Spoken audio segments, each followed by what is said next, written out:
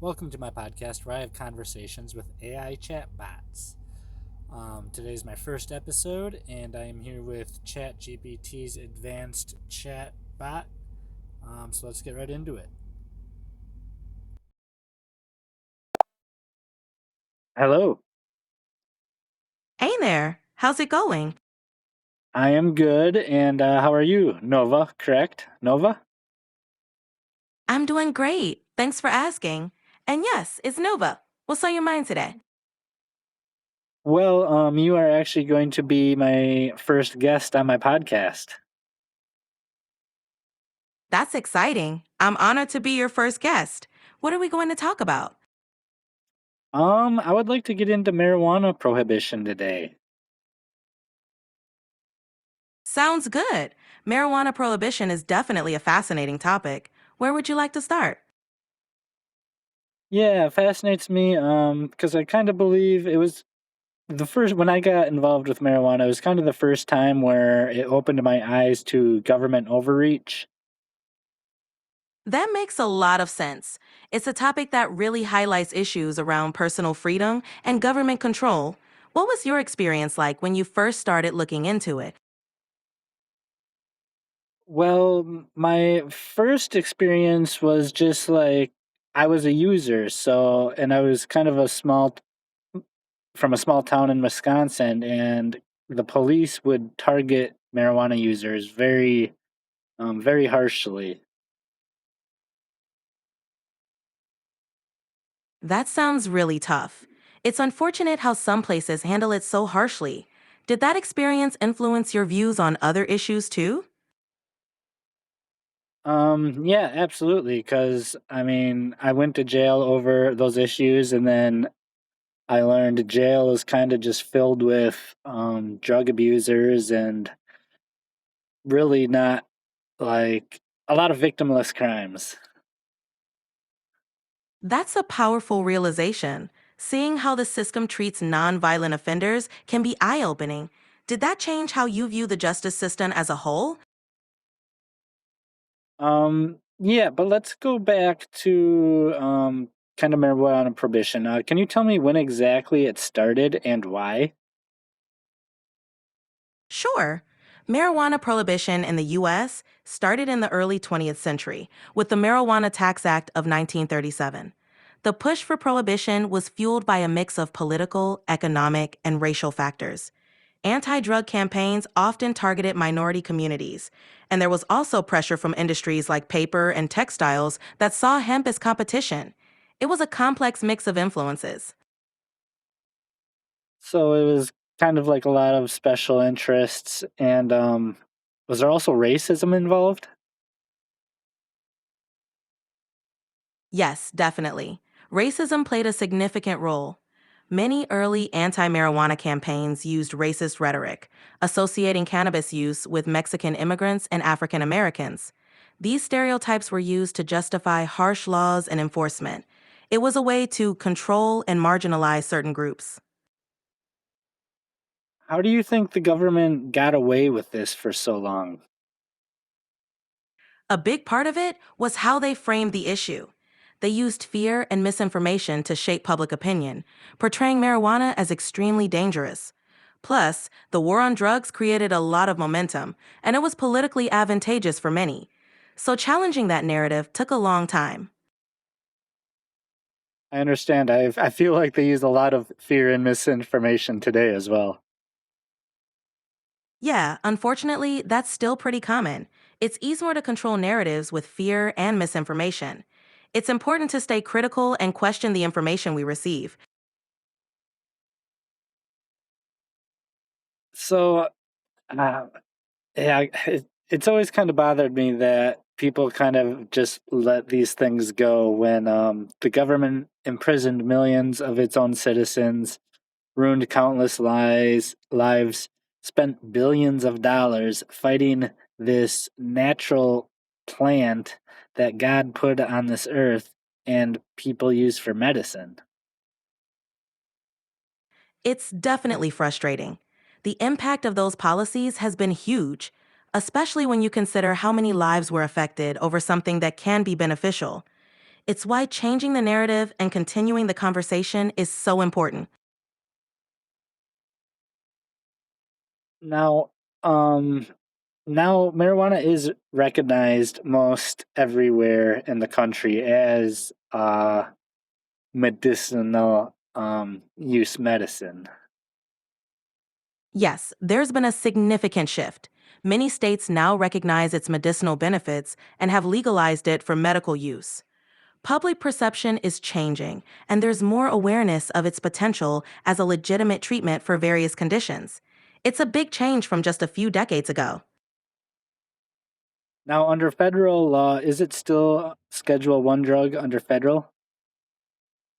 Yes, under federal law, marijuana is still classified as a Schedule 1 drug, meaning it's considered to have a high potential for abuse and no accepted medical use.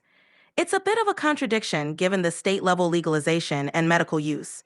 There's ongoing debate about rescheduling it at the federal level. And at the same time, the federal government had it classified as a Schedule One with no medicinal use. The same federal government held a patent for medicinal use. That's correct. The government actually holds a patent for the potential medicinal properties of cannabinoids. It's quite ironic and adds to the confusion and frustration around marijuana laws. Why should anybody trust government just knowing that alone?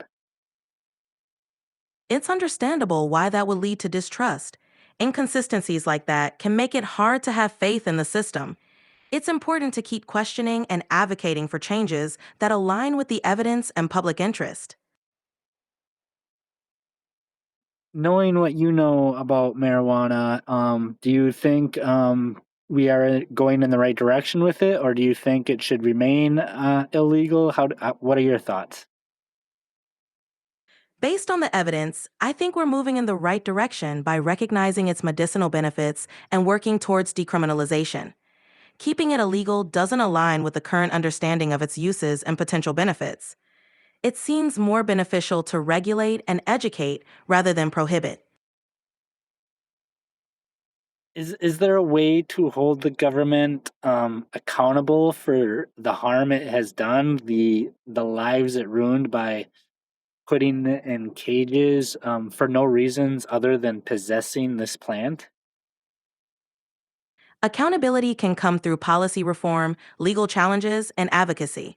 Expunging records, releasing nonviolent offenders, and providing support for those affected are crucial steps. Public pressure and continued dialogue can also drive change.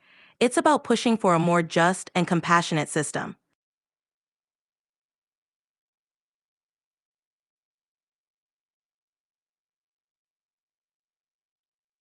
Going back to the propaganda, because I think propaganda is very relevant today as well. How did the government push this propaganda upon the people? The government used media, education, and public campaigns. Movies like Reefer Madness exaggerated the dangers. They also spread misinformation through schools and public service announcements, painting marijuana as a dangerous, addictive drug. This created a climate of fear and misinformation. Was there ever a thing about teaching uh, boys that it would make them grow boobs? Because I feel like that's what they taught me in school. Yes, there were definitely exaggerated claims like that. Misinformation and scare tactics were common in anti drug education. It was part of the broader effort to deter drug use by any means necessary. So, man, it's kind of crazy how they use the entire system to propagandize the people. It is quite eye opening. The power of propaganda can shape public perception and policy in significant ways. It's important to critically evaluate the information we're given. And it's been 100 years since prohibition, and a lot of that still sticks. There is still a stigma surrounding cannabis. Absolutely. Stigma can be really persistent, even after policies change. It takes time and continued education to shift those deeply ingrained perceptions. You think this will go down in history books as like an example of government overreach and something like people should look out for? I think it could be seen that way. It's a powerful example of how policies driven by fear and misinformation can have lasting negative impacts. It serves as a reminder to question and stay informed about government actions. All right. Are there any questions you have for me or anything you'd like to add to the conversation? I'm curious about how you think the conversation around marijuana prohibition has evolved in your community. Do you see attitudes changing? Well, from the state where I grew up, the attitude has changed with the people, but however, amongst the government, it has not. It is still illegal. We do not have medicinal marijuana, and as far as I know, they are still throwing people in jail for it.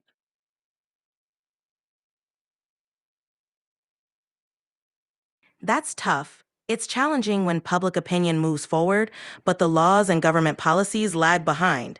Hopefully, continued dialogue and advocacy can bring about change. It's great to hear the community is evolving, though.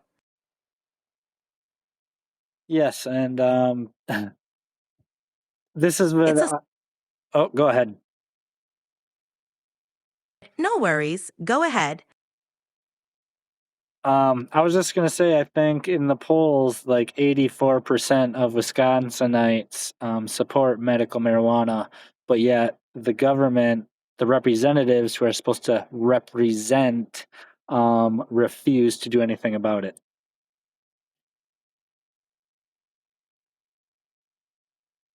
That's quite a disconnect. It's frustrating when representatives don't align with the majority's views. Hopefully, ongoing public pressure can push them to act. Yes, I agree. Okay, anything else? Otherwise, I'm gonna wrap this up. That covers it. Thanks for the great conversation. I'm looking forward to our next chat. Yes, me too, and thank you for being here. You're welcome. Take care. All right, bye bye now.